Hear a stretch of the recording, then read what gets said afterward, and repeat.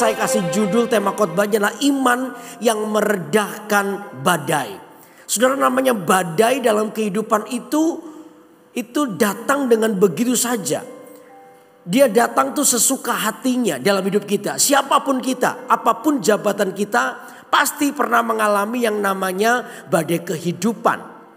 Baik orang-orang yang di dalam Tuhan maupun di luar Tuhan. Karena itu saudara, penting bagi kita, orang-orang yang berada di dalam Tuhan memiliki iman yang terus bertumbuh.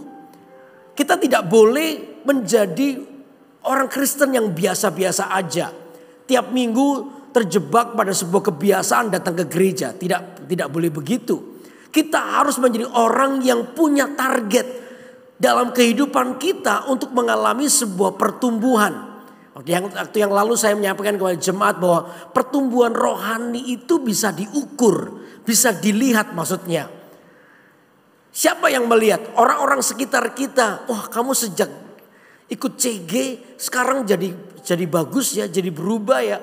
Dulu kamu tuh ngamuan loh. Sekarang kok bisa murah hati, gampang memaafkan.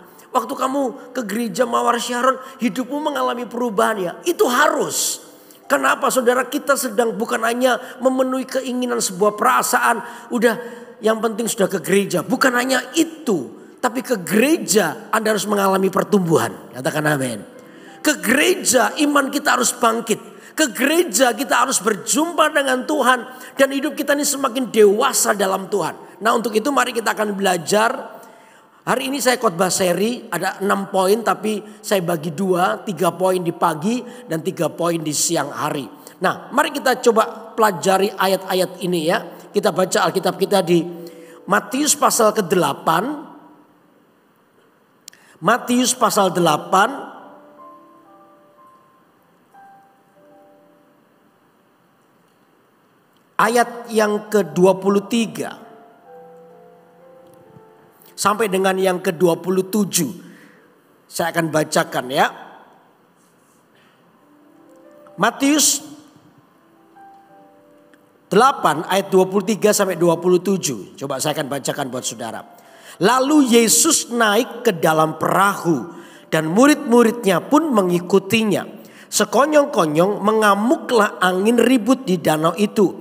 Sehingga perahu itu ditimbus gelombang. Tetapi Yesus tidur. Maka datanglah murid-muridnya membangunkan dia. Katanya, Tuhan tolonglah kita binasa. Ia berkata kepada mereka, mengapa kamu takut, kamu yang kurang percaya? Lalu bangunlah Yesus menghardik angin dan danau itu. Maka danau itu menjadi teduh sekali.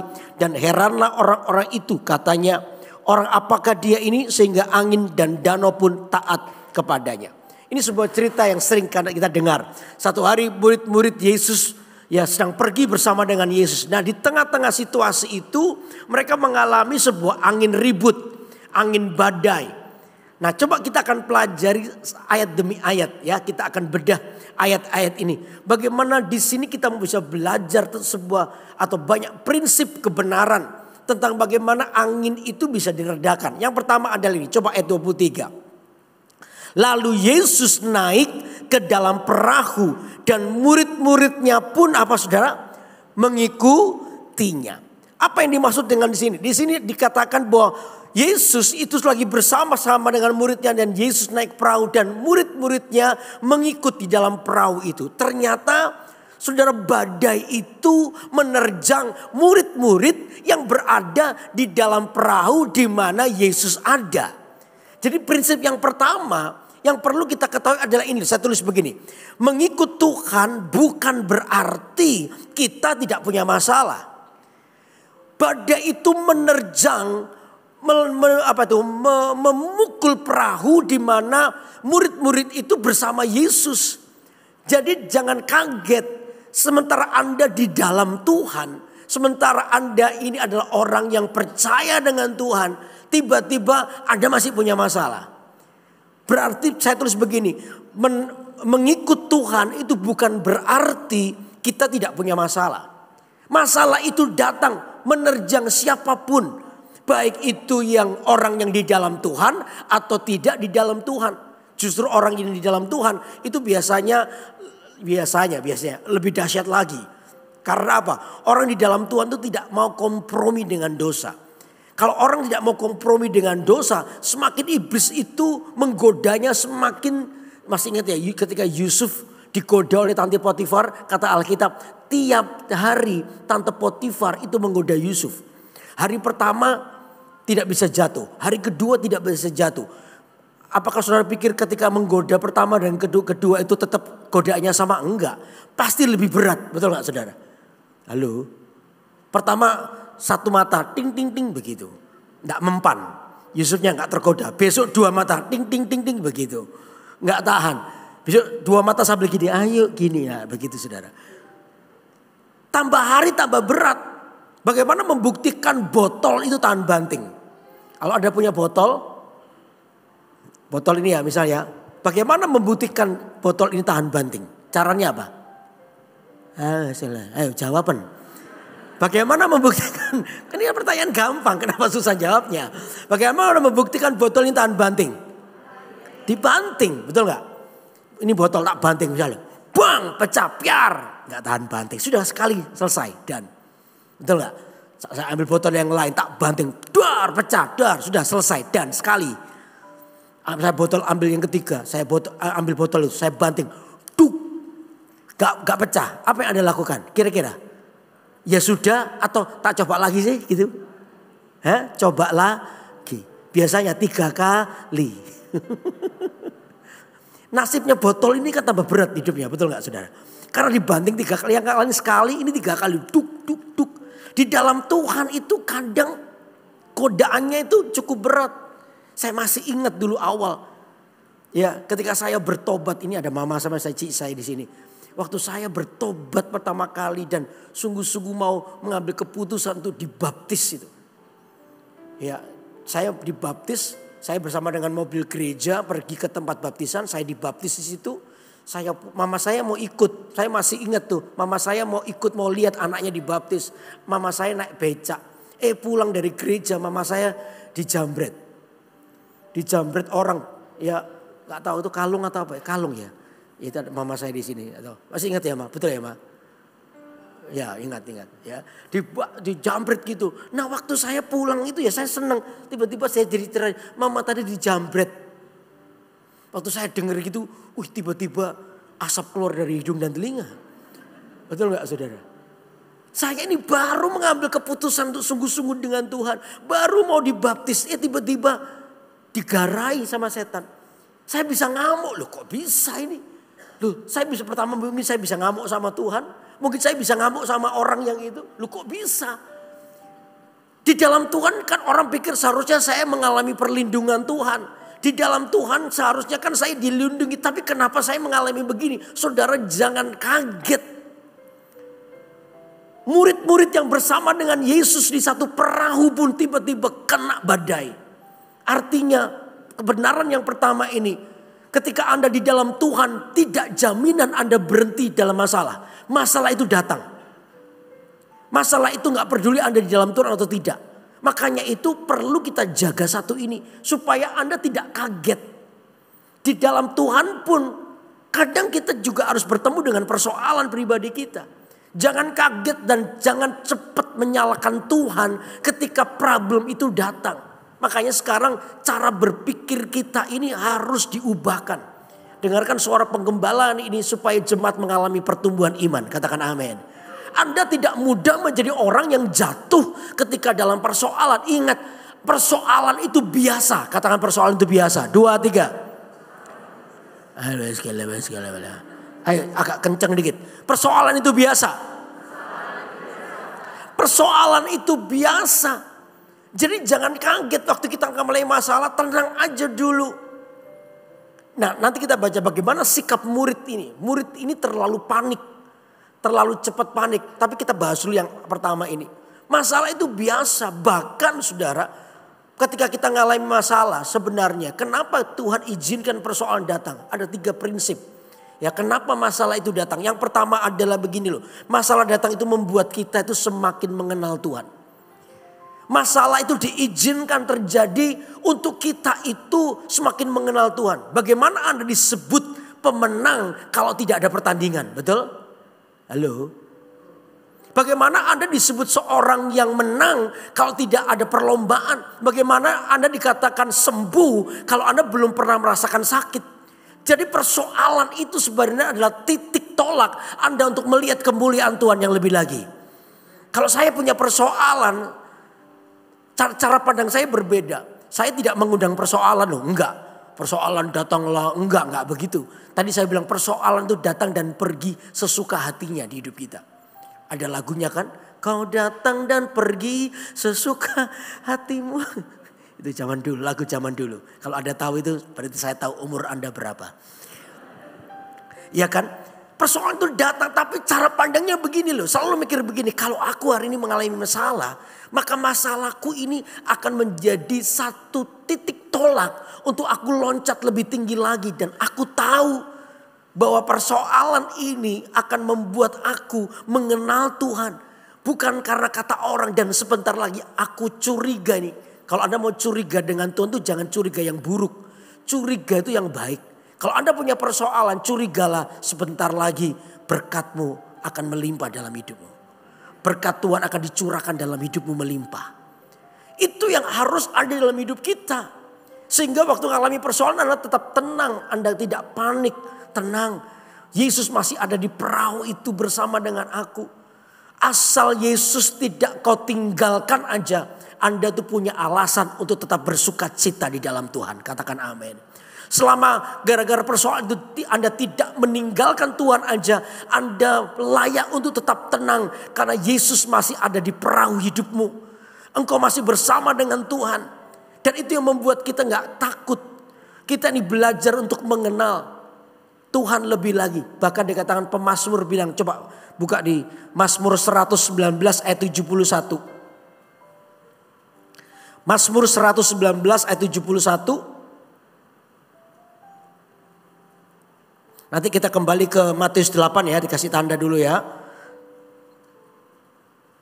Oke, sekarang kita buka Mazmur 119 ayat 71. Oke. Mari kita akan baca bersama-sama ya. Mazmur 119 ayat 71. Oke, 2, 3. Sama-sama ya. 2, 3. Bahwa aku tertindas itu baik bagiku supaya aku belajar ketetapanmu. Sampai pemazmur ini bilang bahwa kalau aku tertindas hari ini itu baik bagi aku. Wow, ini kan luar biasa. Sudut pandangnya berbeda. Dia gak terlalu terburu-buru curiga dengan Tuhan tentang apapun yang dialaminya. Dia gak terburu-buru berasumsi buruk tentang Tuhan, tentang persoalan yang dialaminya. Pemazmur bilang gini, kalau hari ini aku diizinkan tertindas, itu baik bagi aku. Supaya apa? Supaya aku ini belajar ketetapan Tuhan. Supaya aku ini mengenal Tuhan. Kekristenan itu dibangun berdasarkan pengalaman pribadiku dengan Tuhan. Itu yang tidak bisa kita lupakan. Beda loh saudara, menjadi orang Kristen karena gara-gara keturunannya orang Kristen. Mak engkongnya Kristen, maka otomatis dia mama-mamanya Kristen lalu dia Kristen. Bukan begitu kekristenan itu. Kekristenan itu bicara soal pengalaman pribadi Anda dengan Tuhan. Papa mama saya ngajarin saya jadi orang Kristen sejak kecil, jadi baik. Tapi kapan saya jadi sungguh-sungguh orang Kristen? Kapan? Ketika saya mengalami sebuah pengalaman secara pribadi dengan Tuhan. Zaman Tuhan di hidup saya secara pribadi.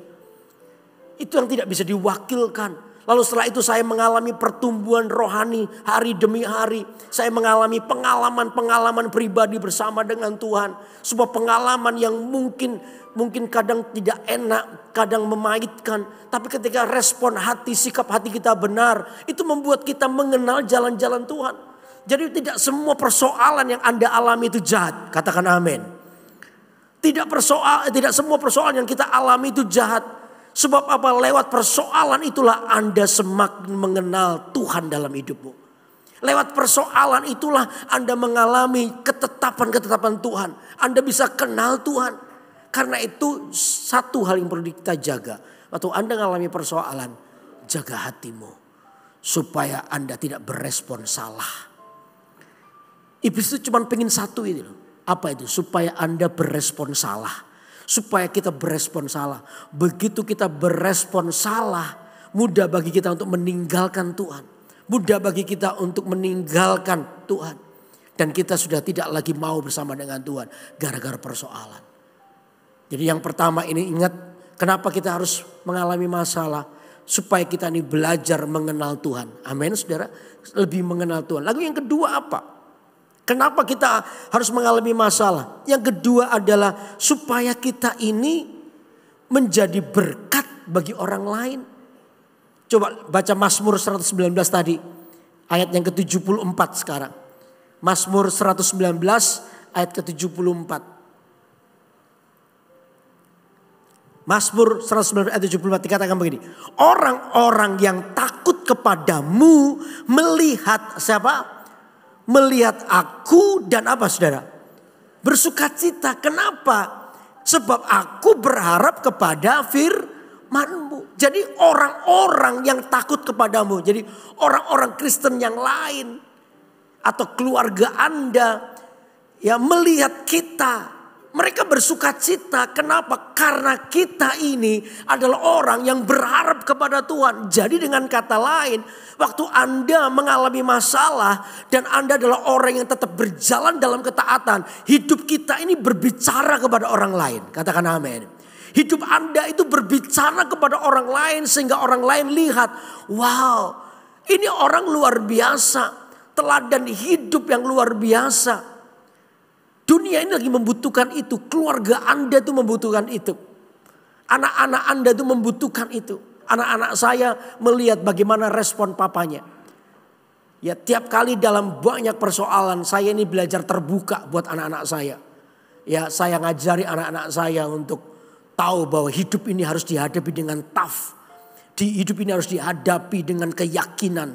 Jangan mudah lemah. Jangan mudah menyerah dengan keadaan. Makanya saya seringkali ketika saya lagi mengalami masalah. Saya selalu kumpulkan anak-anak saya. Kita berempat, saya istri dan dua anak saya. Saya mulai sharing buat mereka.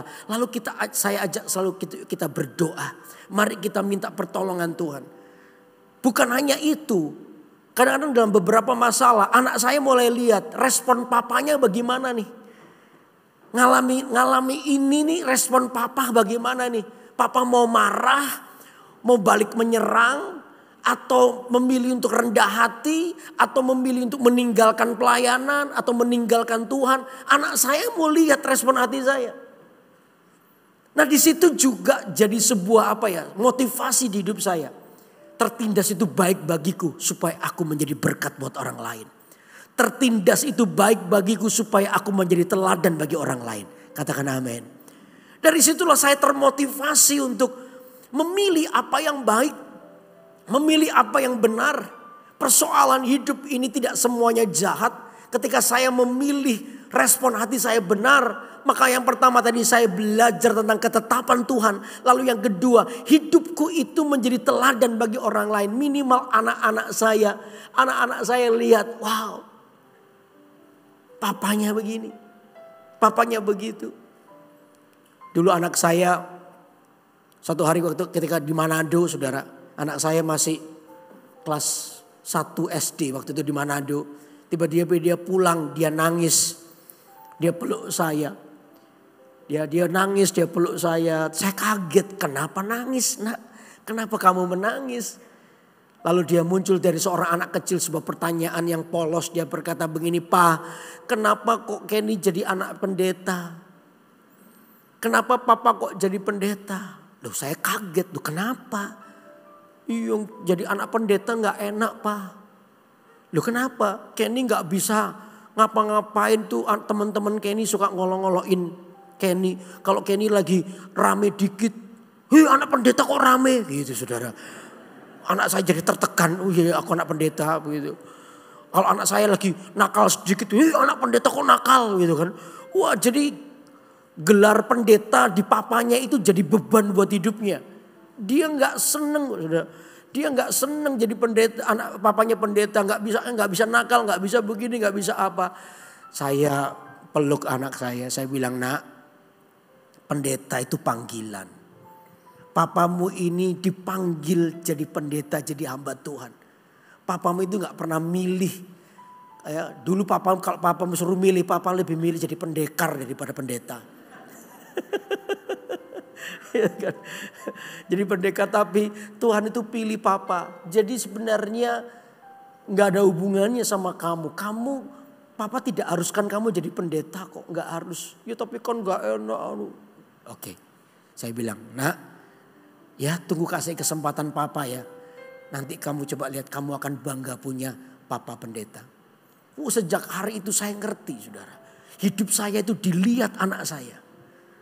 Sama dengan Anda, hidup Anda itu dilihat oleh anak-anak Anda. Halo, amin.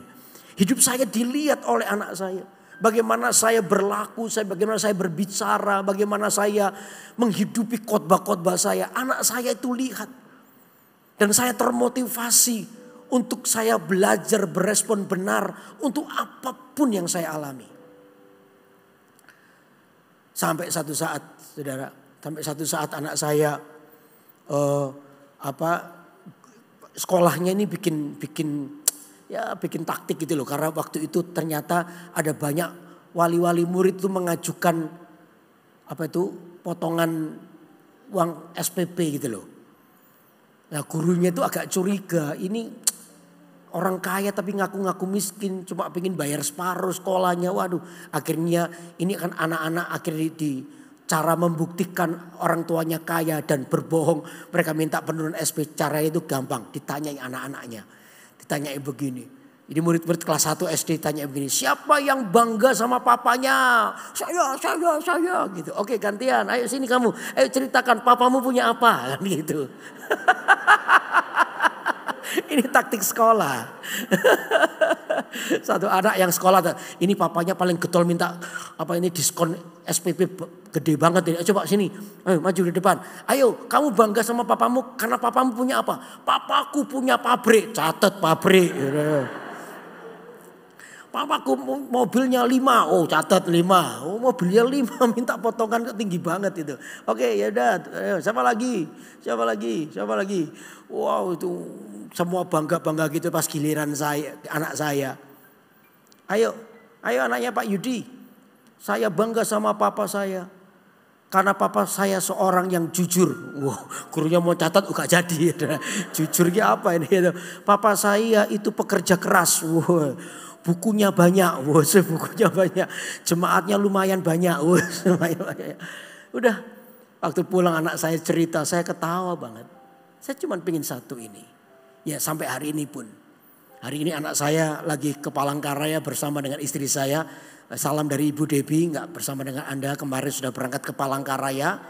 Ya, ditemani oleh anak saya. Anak saya dari Jakarta langsung ke Palangkaraya, dari malam telepon-teleponan. Dan saya suruh dia siap-siap karena dia diminta untuk khotbah. Anak saya diminta khotbah untuk di AOG-nya di Palangkaraya. Kemarin dia tanya kepada saya, Pak, Kenny mau khotbah ini buat papa gimana? Oke, good. Saya bilang sama Kenny, Ken, khotbah itu simple aja. Ceritakan bagaimana Tuhan itu bekerja di hidupmu, itu aja. Udah, bukan untuk menyombongkan kamu, tapi bagaimana kamu punya pengalaman dengan Tuhan. Bagaimana Tuhan itu menuntun kamu.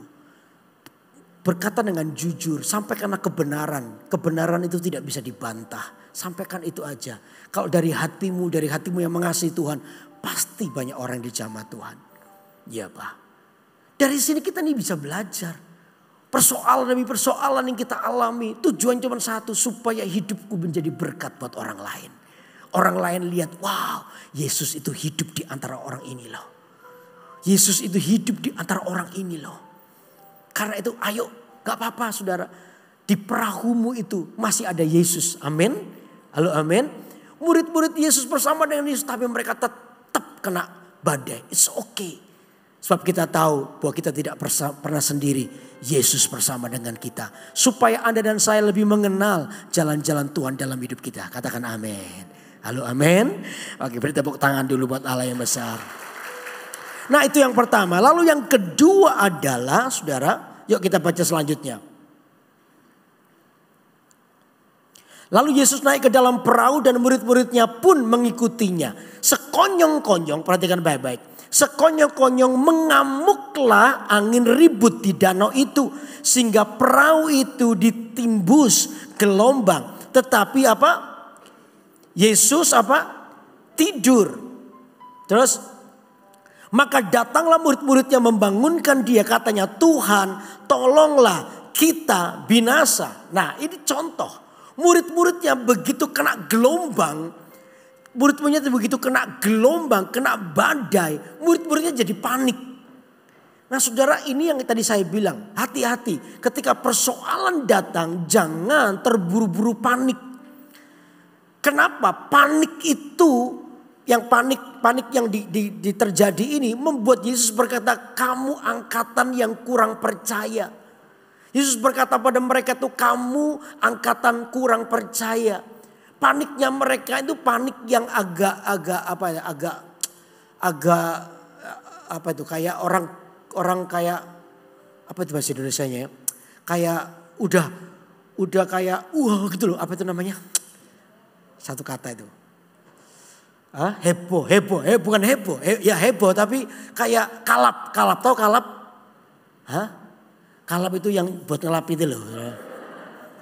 Kalap itu kayak gitu loh. Kena panic attack gitu loh. Serangan kepanikan yang sampai kita tuh lupa bahwa ada Tuhan di perahu itu. Nah murid-murid itu model begitu. Mereka kena badai itu sampai lupa bahwa Yesus itu sanggup untuk meredakan badai itu. Makanya Yesus berkata begini, ayat 26. Ia berkata kepada mereka, mengapa kamu takut? Kamu yang apa? Kurang percaya. Berarti prinsip yang kedua, hati-hati dengan ini. Kita itu tahu Tuhan, tapi tidak percaya pada Tuhan. Nah ini bahaya. Ini yang perlu kita hati-hati. Kadang kita itu tahu Tuhan, tapi kita nggak percaya Tuhan. Contoh di Alkitab ya. Coba buka di Yohanes pasal ke-5. Yohanes pasal 5 ayat 1-7. Yohanes pasal 5 ayat 1-7.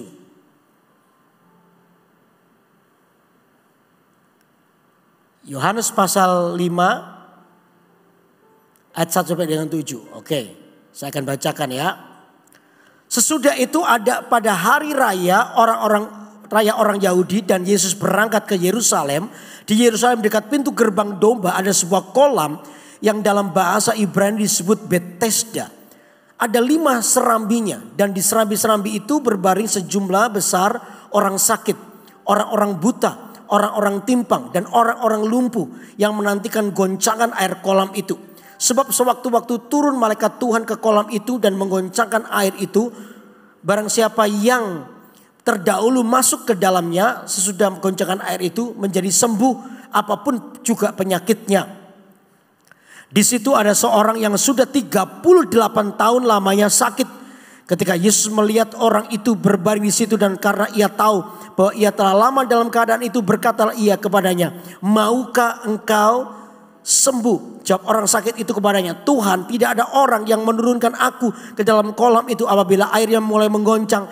Dan sementara aku menuju ke kolam itu, orang lain sudah turun mendahului aku. Coba lihat, orang ini adalah orang yang tahu Tuhan. Buktinya apa? Coba lihat ayat yang ke-7. Jawab orang sakit itu kepadanya apa? Halo? Jawab orang sakit itu kepadanya apa? Tuhan. Tidak ada orang yang, jadi orang ini menyebut Yesus itu Tuhan. Jadi secara dasar orang ini tahu bahwa yang berada di perahu itu atau yang di dekatnya itu adalah Tuhan. Sama dengan murid-muridnya. Dia tahu Yesus ada di perahu. Dia tahu, tapi orang ini dengan sengaja menolak kuasa daripada kehadiran Tuhan di perahu itu. Nah ini yang menjadi penyakit kekristenan.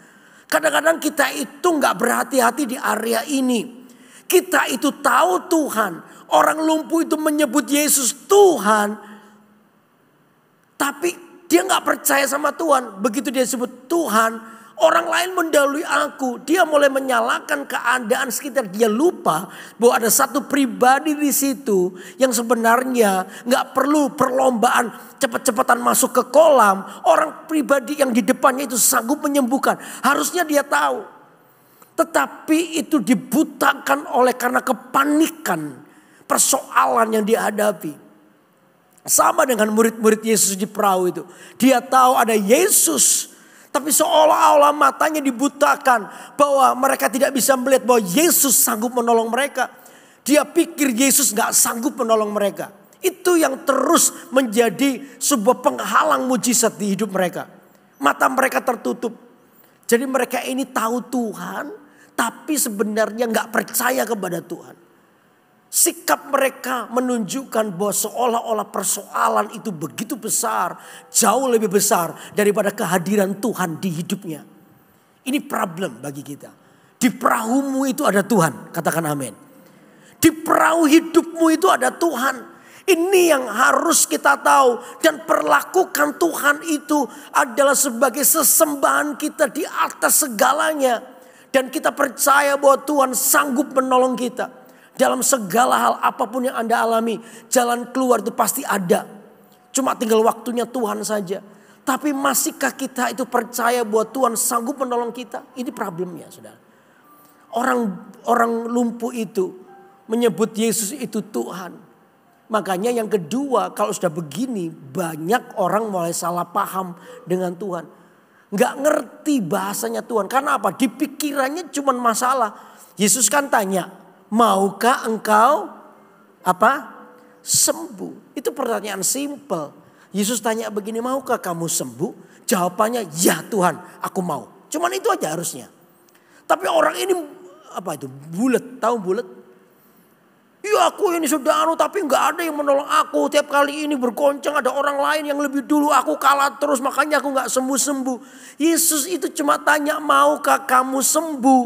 Itu pertanyaan dari orang yang disebut dia Tuhan. Tapi pengharapannya bukan ke Tuhan itu. Orang lumpuh ini pengharapannya di kolam itu terus. Betul gak? Anda kan tahu Tuhan yang sanggup menolongmu. Betul gak? Tapi jujur aja dalam setiap persoalan pengharapanmu kadang-kadang bukan ke Tuhan tapi ke orang. Pengharapanmu itu ke orang. Pengharapan itu ke benda. Pengharapanmu itu di tempat yang lain. Pagi ini izinkan Tuhan itu menjadi Tuhan atas hidupmu. Dia yang mampu menolongmu dengan caranya. Katakan amin. Sama orang lumpuh ini dia tahu Tuhan. Tapi pengharapan kesembuhannya itu bukan di Tuhan. Tapi di kolam tetap. Dia berharap bahwa kolam itu yang mau menyembuhkan dia. Salah. Dia lupa. Makanya jangan heran ada banyak orang terus salah paham dengan Tuhan. Banyak orang salah paham dengan Tuhan. Tuhan tuh mau bergerak begini, salah paham lagi, dikira itu Tuhan jahat, Tuhan gak mendengar doanya. Padahal dia tahu Tuhan. Kalau saya tanya, Bapak percaya Tuhan? Percaya, tapi buktinya gak ada. Akibatnya apa? Orang ini salah paham terus dengan Tuhan. Begitu doanya gak didengar, salah paham dengan Tuhan. Saya pernah cerita soal penjual tahu, masih ingat gak? Saya pernah cerita di sini penjual tahu? Oh, saya cerita di mana itu ya? Belum ya? Belum, oke. Ada seorang penjual tahu. Penjual tahu ini adalah seorang yang percaya Tuhan. Buktinya apa? Dia berdoa. Tiap pagi dia berdoa. Doanya itu simple, dua. Yang dia doakan. Yang pertama adalah Tuhan buat tahuku ini laris. Setiap pedagang pasti begitu. Ada kan kalau pedagang Anda berdoa, Tuhan biar jualanku ini laris dibeli orang. Betul nggak? Itu doa kita. Nggak apa-apa. Penjual tahu ini juga begitu, Tuhan supaya tahuku ini laris dibeli orang. Yang kedua, Tuhan sertai perjalananku supaya selamat. Lindungi aku supaya aku selamat. Karena rumahnya itu agak jauh. Masuk di kayak desa begitu. Kalau dia mau jual bawa tahunya ke pasar. Dia harus pikul tahunya keluar dari rumahnya melewati sawah. Lalu sampai di pinggir jalan. Dia harus tunggu angkot langganannya tiap pagi. Ya, begitu angkot langganannya datang, dia naik ke situ lalu dibawa ke pasar. Itu rutinitas setiap pagi. Dan doanya itu dua. Yang pertama, biar tahuku ini laris. Yang kedua, lindungi aku dalam perjalanan.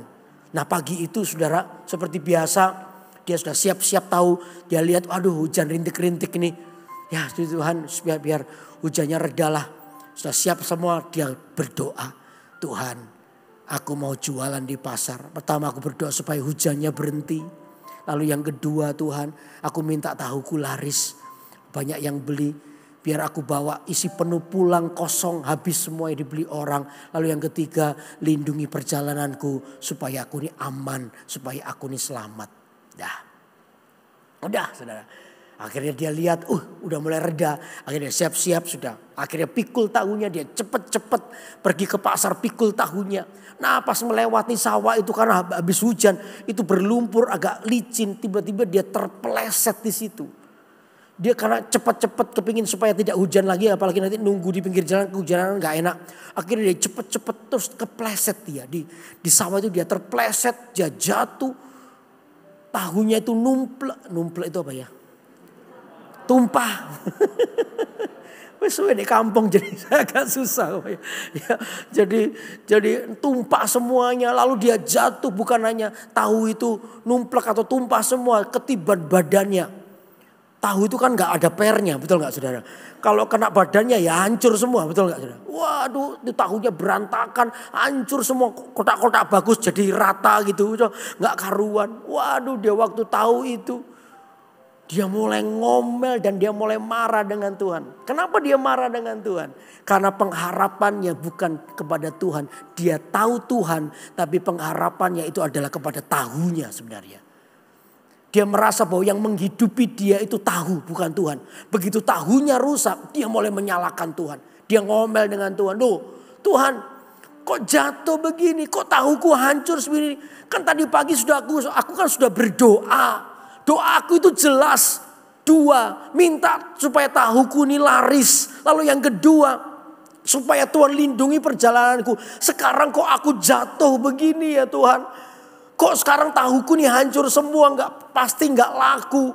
Wah, dia ambil barang tempatnya itu, dia kumpulin tahu itu sambil terus ngomel dengan Tuhan. Dia merasa bahwa Tuhan itu nggak dengar doanya, Tuhan itu nggak dengar doaku. Ngapain kalau gitu aku berdoa? Sudah mulai besok aku sudah nggak mau berdoa lagi. Itu kan kita banget, betul sudah. Halo. Itu kan Anda dan saya banget kan? Oh, percuma doa. Doa juga gak didengar sama Tuhan. Tuhan tuh terakhir selalu gini. Tuhan tuh ada apa enggak ya?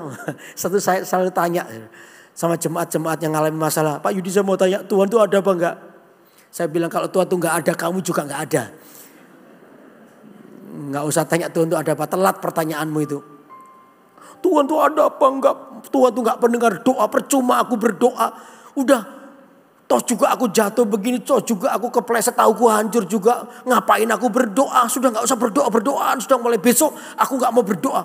Wah, dia ngomel-ngomel sambil ambil bungkusin itu tahunya itu. Lalu dibawa pulang ke rumah terus ngomel sepanjang jalan tuh dia ngomel sampai di rumah ya dia bersih badan dia ngomel, Tuhan gak adil, Tuhan memang gak bisa memberkati aku kok, Tuhan tuh bikin aku susah, ini bukan lagi untung lagi buntung rugi, waduh sudah saya ini gini percaya sama Tuhan, sia-sialah aku percaya sama Tuhan. Dia tuh ngomel sampai 1 jam lebih sudah. Sementara dia ngomel tiba-tiba pintunya diketuk. Tok. Lalu petani ini sambil menuju ke pintu, mulut sama hidung balapan, mencucu gitu. Dibukalah pintu itu. Ternyata tetangganya. Halo Pak. Loh, halo, ya apa? Loh, Bapak nggak jualan tahu?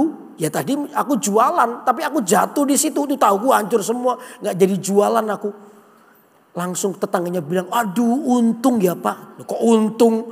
Aku gak untung, buntung iya. Gak untung. Iya Pak, Bapak beruntung. Loh kenapa aku beruntung? Iya karena bemo atau angkot langganan Bapak 15 menit yang lalu kecelakaan masuk ke jurang Pak.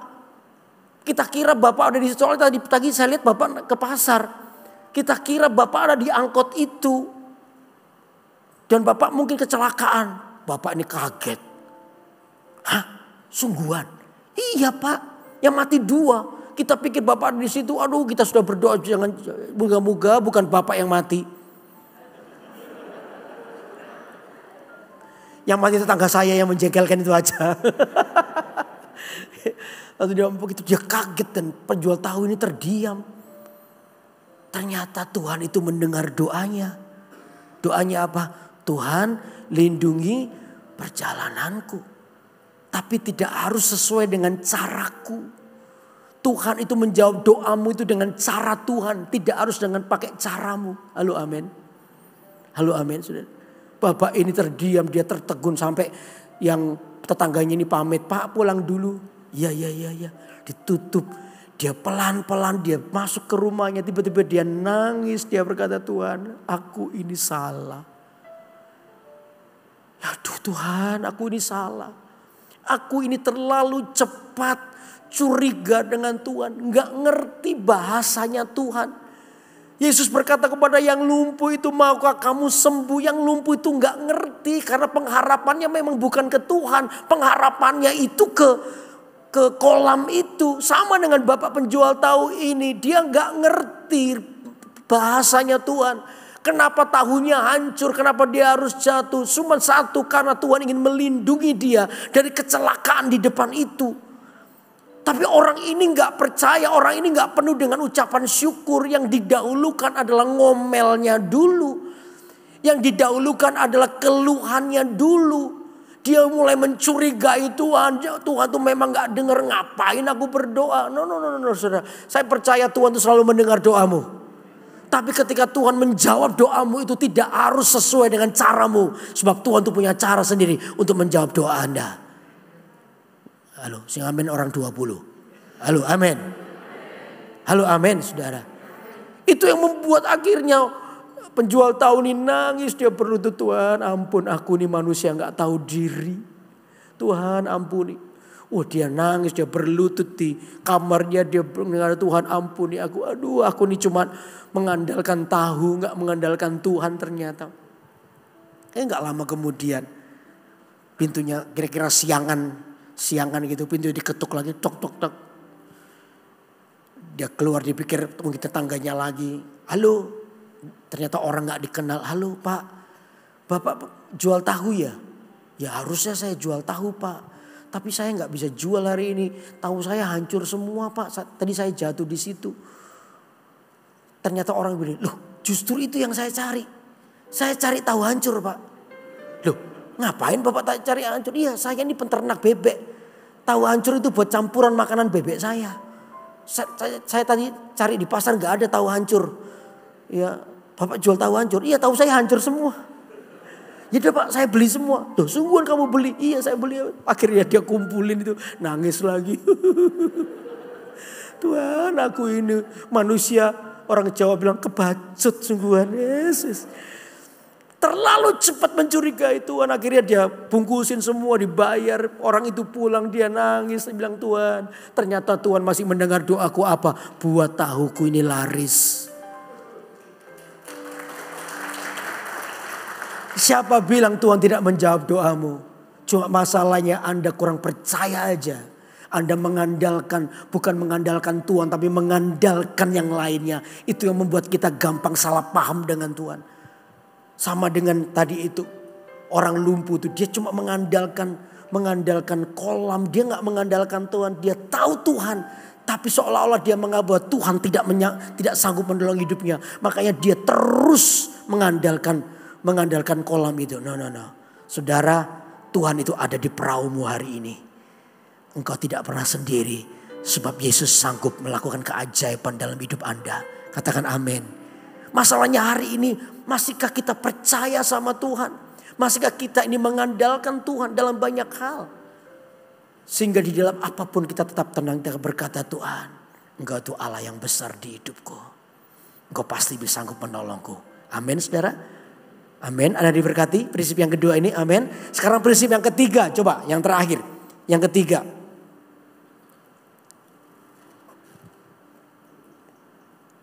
Coba ayat yang ke berapa itu? Ke-7.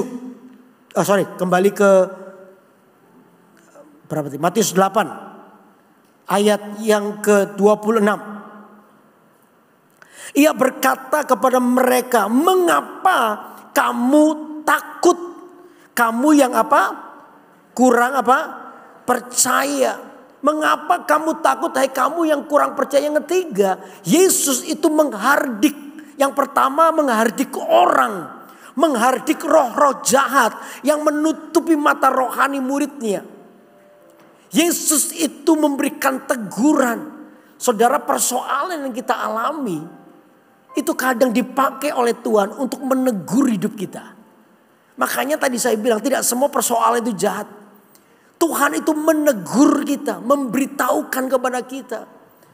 Kata teguran itu berarti begini loh saudara. Kalau saya ditegur, itu saya selalu merasa saya itu disayang. Saya berkali-kali ngomong ini.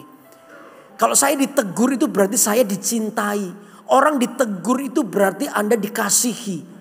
Supaya apa? Anda melihat sisi lain yang mungkin kita gak bisa lihat. Hanya orang lain yang bisa melihat atau Tuhan yang melihat. Di sisi ini kamu harus bertobat. Di sisi ini kamu salah. Di sisi ini kamu harus berubah. Teguran itu merupakan sebuah bentuk perlindungan Tuhan. Anda mau dilindungi Tuhan? Halo, amin. Anda mau dilindungi Tuhan? Nah, persoalan itu kadang dipakai oleh Allah untuk melindungimu sebenarnya. Menegurmu, memberitahukan kepadamu. Makanya Yesus lihat persoalan itu langsung menghardik murid-muridnya. Hai kamu orang yang kurang percaya. Sebenarnya teguran itu mungkin keras, tetapi itulah bentuk perlindungan supaya murid-murid ini tidak terus berjalan di dalam prinsip yang salah. Ditegur, diberitahu. Contoh di Alkitab itu ada dua orang yang namanya siapa? Saul dan Daud. Dua orang ini sama-sama melakukan kesalahan. Ya, dua-dua orang ini sama-sama melakukan kesalahan. Kesalahannya Daud itu apa? Masih ingat?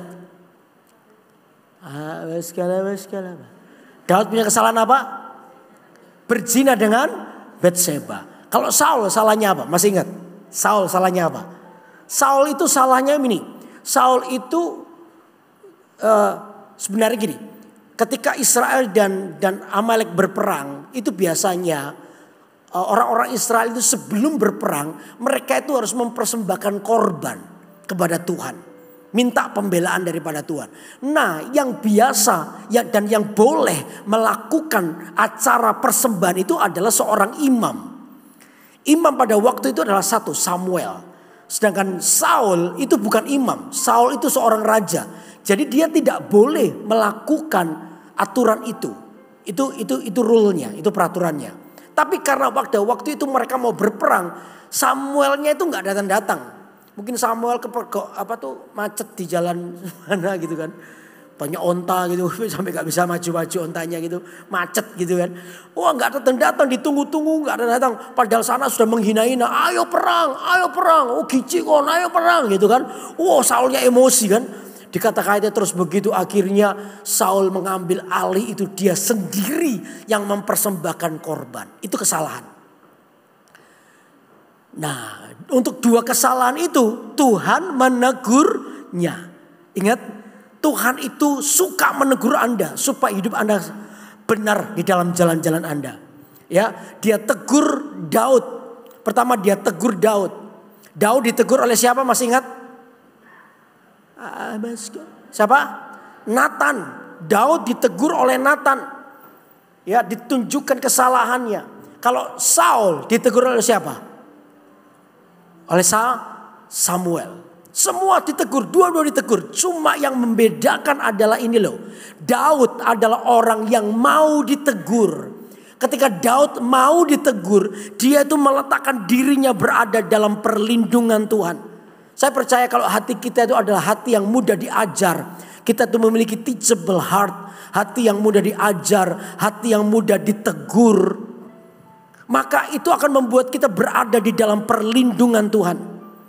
Lain dengan Saul. Ketika Saul ditegur, Saulnya tersinggung. Saulnya marah. Lalu balik menegur Samuel. Samuel balik dikata-katain oleh Saul. Gak mau ditegur. Orang ini keluar dari perlindungan Tuhan. Orang ini memilih untuk keluar dari perlindungan Tuhan. Akibatnya apa? Daud dikatakan ketika dia berada dalam perlindungan Tuhan, Tuhan berkata begini, aku berkenan kepada Daud. Tuhan itu berkenan kepada Daud karena apa? Daud mau ditegur. Sedangkan kepada Saul, Tuhan itu berkata begini, aku menyesal menjadikan Saul menjadi raja. Kenapa? Karena orang ini gak mau ditegur.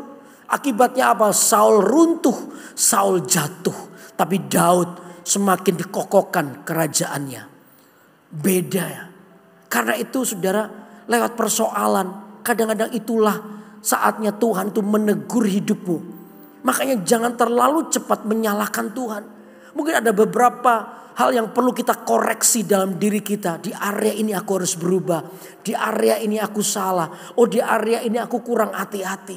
Nah, dari situlah saya percaya Anda akan bisa mengatasi badai hidupmu. Meredakan badai itu dengan kemenangan bersama dengan Tuhan. Halo, amin. Ada 3 prinsip hari ini kita belajar. Ya, persoalan datang yang pertama apa? Yang pertama apa? Saya juga lupa. Yang pertama apa? Mengikut Tuhan itu bukan berarti tidak ada masalah. Mengikut Tuhan itu ada masalah. Yesus dan murid-muridnya berada dalam satu perahu tapi tetap kena badai. Lalu yang kedua apa? Tahu Tuhan tetapi tidak percaya kepada Tuhan. Murid-murid itu tahu ada Tuhan tapi mereka gak percaya karena kepercayaan mereka itu kepada yang lain. Seperti orang lumpuh itu kepercayaannya bukan kepada Yesus tapi kepada kolam itu. Seperti penjual tahu itu tadi. Ya, kepercayaan bukan kepada Tuhan tapi kepada tahunya. Jangan seperti itu. Anda harus tahu Tuhan dan belajar untuk terus percaya kepada Tuhan. Amin. Lalu yang ketiga apa? Persoalan itu dengarkan teguran Tuhan. Saya percaya kalau kita mengerti prinsip itu, Anda bisa melampaui persoalanmu dengan kemenangan bersama dengan Tuhan. Persoalan boleh datang, tapi ingat satu nih, Allah kita, Allah adalah Allah yang jauh lebih besar dari persoalan hidup kita. Anda akan mengalami kemenangan dengan cara Tuhan. Beri tepuk tangan buat Allah yang besar.